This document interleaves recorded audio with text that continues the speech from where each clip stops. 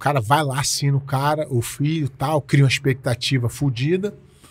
E aí quando o pai vê a realidade que é levar um filho para treinar, voltar, ele fica torcendo assim, ai, tomara que ele não queira mais. Pra quê? O pai fala assim, porra, eu tentei. Mentira, tu não tentou nada. Quando o filho chega pra tu e fala assim, ah, pai, a escola tá chata. Aí tu fala, filhão, sai da escola. Não faz. Por que fazer isso com o jiu-jitsu? Bom, falando de confiança e voltando aí pro passado, né? Você fala, né? Já escutei essa fala sua que, assim, antes desse começo, que foi avassalador, né, meu irmão? Você não era um cara talvez sem confiança, né? Assim, não tinha essa... Antes do jiu-jitsu. É uma conversa importante porque eu acho que isso acontece muito, né? Assim, então, o meu apelido na infância era Chorão. Eu chorava, os caras me sacaneavam, eu chorava. Então porque eu não sei, mas eu era um cara muito sem confiança.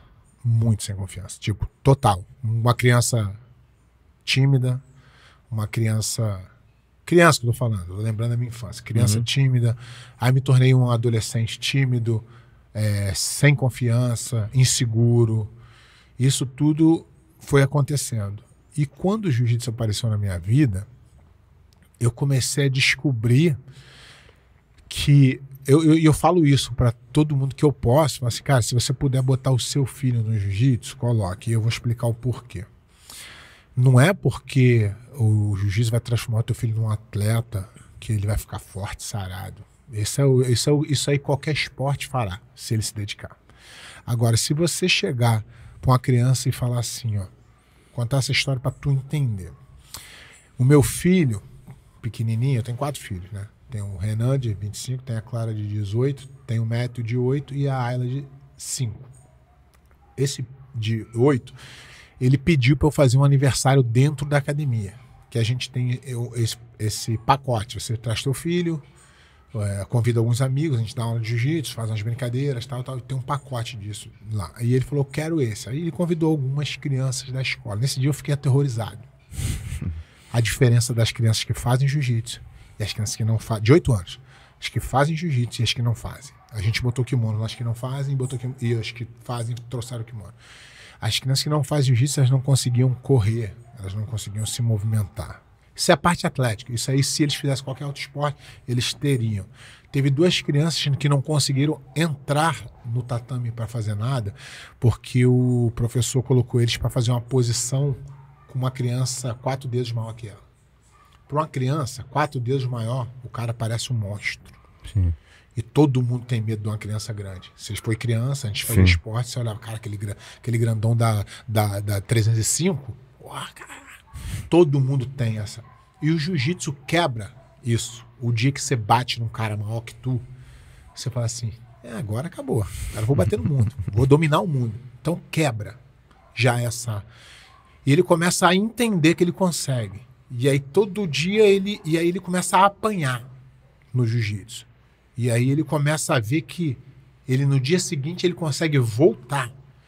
E aí o dia que ele bate nesse cara, ele descobre, cara, só eu manter que eu consigo. Então todas essas aulas, essas classes, essas lições que você tem durante a tua infância te fazem mentalmente muito forte. Sim. É claro que a gente tem uma coisa na minha academia que eu faço, que eu aprendi até com o Gordinho, o irmão do Gordo, que chama VIP. It's a very important parent. Os pais são muito importantes. A gente ensina eles a como manter a criança no jiu-jitsu. Como é que é isso? Sabe o pai que vai dirigindo e fala, porra, que trânsito, que merda, tá? A criança tá ouvindo. Primeira coisa, ela fala, vou tirar meu pai dessa. Sim. São essas coisas que você fala assim, pô, jiu-jitsu é muito caro. A criança não precisa saber da tua finança. Então são toquezinhos que a gente vai dando pro pai.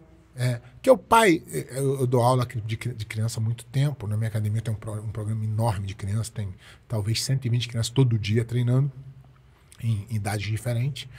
E aí o pai fala assim, vai lá, assina ele. O jiu-jitsu nos Estados Unidos é muito caro, é bem caro. É uma coisa assim, fora os esportes, é uma coisa bem cara. E o cara vai lá, assina o filho tal, cria uma expectativa fodida. E aí, quando o pai vê a realidade que é levar um filho para treinar, voltar, ele fica torcendo assim, ai, tomara que ele não queira mais. Pra quê? O pai fala assim, porra, eu tentei. Mentira, tu não tentou nada.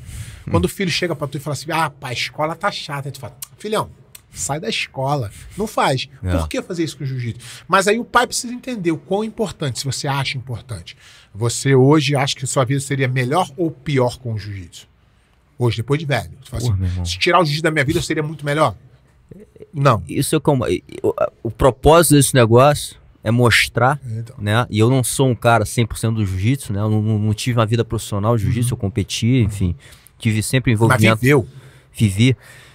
Mas, porra, tive sempre também um outro lado profissional muito intenso. Tenho até hoje. E, porra, o que hoje eu mais falo, inclusive hoje, num outro ambiente profissional, amanhã mesmo, vou estar em São Paulo, vou uma parte do dia lá, vou dar uma palestra, eu vou falar sobre o jiu-jitsu. Que não tem nada a ver com o ambiente lá, mas... Não, mas... Assim, da importância que esse negócio teve na minha formação. Então, eu falo assim para as pessoas, e como é que você explica o jiu-jitsu na tua vida? Eu vou te explicar simples assim. Eu, antes do jiu-jitsu, eu não conseguia cumprimentar as pessoas. Falar oi. A minha mãe falava, fala com a tia tal. Eu botava a cabeça na perna dela e fazia assim. E hoje, se tu falar assim, ó, você vai agora entrar ali e vai falar para 3.000 pessoas, só PhD. Eu entro lá e eu tiro onda com eles. Aí tu fala assim, tirar onda como? Na minha cabeça. Posso estar falando merda, mas eu vou estar tão confiante que eu consigo. É igual qualquer coisa que tu me falar hoje assim, pô, vamos fazer. Eu falo, bora. Aí tu fala assim, tu vai fazer bom? Não, mas eu vou fazer. Eu vou dar o primeiro passo, eu vou ter essa confiança. Então o jiu-jitsu me tirou de lá onde eu falei, com a cabeça no meio das pernas da minha mãe, sem conseguir dar oi. E hoje eu tive um aluno meu, que ele era professor da USF, que é uma universidade, University of South Florida. E é uma universidade grande. E ele estava terminando PhD, ele é biólogo. Aí ele me perguntou se ele poderia tatuar o símbolo da academia no braço. Eu falei, o braço é seu, vai ser uma honra, não tem problema. E aí ele teve que se mudar porque ele foi dar aula em outra universidade. Nos Estados Unidos isso é normal. Tu se forma em uma e te enviam para outra e vem outro para cá, isso é super normal. E aí o cara chegou para mim e falou assim, posso te falar uma coisa? Eu falei, pode. PhD. Ele falou para mim assim, você foi o melhor professor que eu tive na minha vida. Eu falei, para de caô. Eu nem começa com isso. O cara provavelmente teve mais de 500 professores. Sim. Na high school, na universidade. Sim. Para ser PhD não é fácil em nenhuma. E aí eu falei assim, porra, caralho. Isso não quer dizer que eu seja um bom professor. Isso quer dizer que eu fui um bom professor para ele. Então isso é a diferenciação. É que eu nunca vou me achar um bom professor porque um cara se identificou comigo. Sim. Ou outro se identificou comigo. Eu vou sempre manter a minha humildade, que eu sei que eu tenho muito que aprender e mais do que ensinar é aprender. E eu até falo que a gente tem no jiu-jitsu a síndrome do azul e roxa, que o cara vai te mostrar uma posição, tu fala, eu sei, mas tu sabe essa? O cara perde tempo em querer ensinar, mas na hora... E hoje o que eu mais tenho, quando eu venho aqui no Brasil, é ter aula de jiu-jitsu. Vou nessa academia e fico lá prestando atenção. Detalhe. Coisa que eu não fazia quando era azul e roxo. Eu achava que eu era fodão, cara.